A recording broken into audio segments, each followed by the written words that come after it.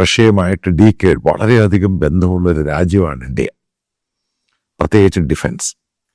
ആ റഷ്യക്കെതിരെ ഉപരോധം ഏർപ്പെടുത്തിയ സമയത്ത് അവരെ സഹായിക്കുന്ന രീതിയിൽ ക്രൂഡ് ഓയിൽ വരെ ഇന്ത്യയാണ് വാങ്ങി അവരെ നിലനിർത്തിയ ഗ്ലോബലായിട്ടുള്ള മാർക്കറ്റ് അത് സ്റ്റെബിലൈസ് ചെയ്ത് ഇന്ത്യ ഇടപെട്ടിട്ട് തന്നെയാണ്.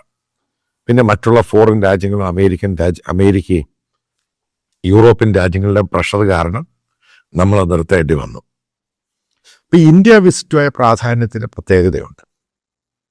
കാരണം നമ്മൾ ഈ ഓപ്പറേഷൻ സിന്ദൂറിൻ്റെ പാകിസ്ഥാൻ ചൈന ആ ഇഷ്യൂ കിടക്കുന്നൊരു ഭാഗത്ത്, ഇന്ത്യയുടെ ഗ്ലോബൽ ഡിസ്പ്യൂട്ട് മറ്റൊരു ഭാഗത്ത് കിടക്കുന്നു.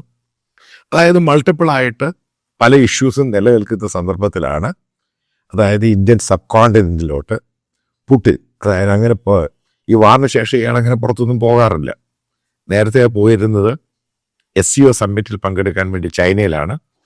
അതിനുശേഷം ഇന്ത്യയിൽ വരുന്നു. മറ്റുള്ള ഒരു കോൺഫറൻസിലൊന്നും വ്ളാദിമിർ പുടിൻ പങ്കെടുക്കാറില്ല. ഉറപ്പായിട്ടും അമേരിക്കൻ നെഗോസിയേഷൻ നടത്തുവാണ്.